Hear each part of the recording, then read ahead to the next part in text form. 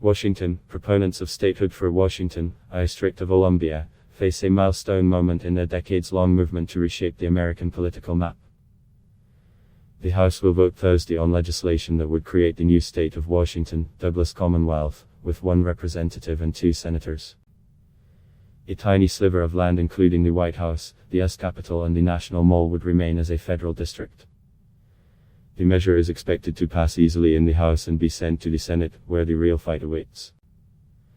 For lifelong statehood proponents like Eleanor Holmes Norton, Washington's long-serving and non-voting delegate in the House, the vote will be a culmination of a life's work.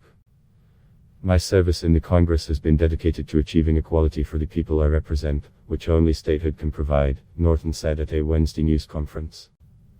My life as a third-generation Washingtonian has marched toward this milestone. House Speaker Nancy Pelosi, DCALF. Wearing a District of Columbia 51 face mask at the news conference, called Norton the patron saint of District of Columbia statehood, and predicted the vote would reaffirm the truth that all deserve a voice in our democracy. The measure has received strong support from President Joe Biden's White House, which released a statement Tuesday calling Washington's current status an affront to the democratic values on which our nation was founded. The White House statement praised Washington as worthy of statehood, with a robust economy, a rich culture, and a diverse population of Americans from all walks of life who are entitled to full and equal participation in our democracy. The bill is certain to face strong Republican opposition, given that the proposed 51st state would be overwhelmingly Democratic. An identical statehood bill passed the House in 2020, but it quickly died in the Republican-controlled Senate. Now, with the 2020 elections leaving Democrats in control of both chambers and the White House, Republican senators may resort to a filibuster to stymie the statehood bill. A mock hearing by the House Oversight Committee provided a preview of the Republican talking points, with a succession of GOP representatives claiming District of Columbia was unfit for statehood and calling the entire effort a cynical Democratic power play.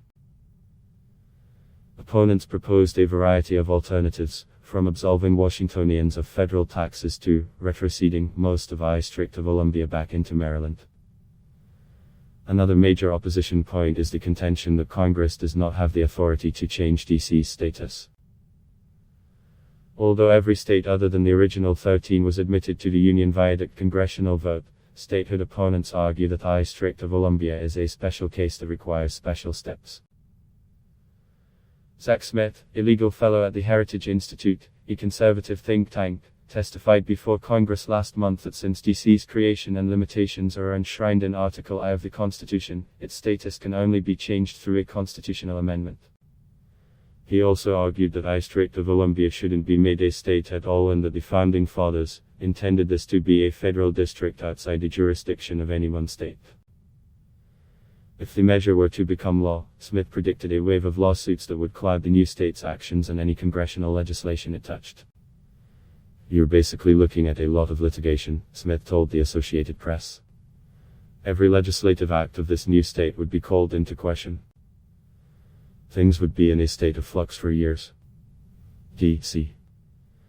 has long chafed under its relationship with Congress, which has the power to essentially veto or alter any local laws. Its population is larger than that of Wyoming or Vermont, and it's estimated residents pay federal taxes, vote for president and serve in the armed forces, but they have no voting representation in Congress. The limitations of DC's reality were put in stark relief last summer during a series of angry protests over the death of George Floyd in Minneapolis in police custody and against general police brutality.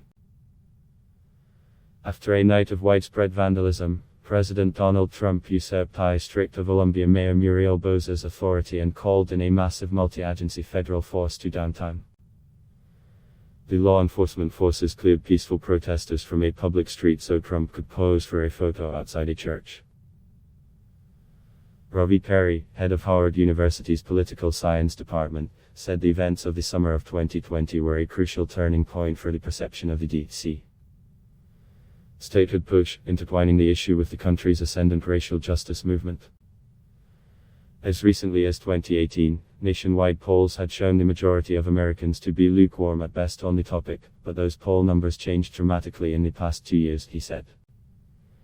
People have started to see District of Columbia statehood as the racial justice issue that it is, said Perry, who is also on the board of the pro-statehood group District of Columbia Vote. There's been a major sea change, and a lot of that has been motivated by Trumpism.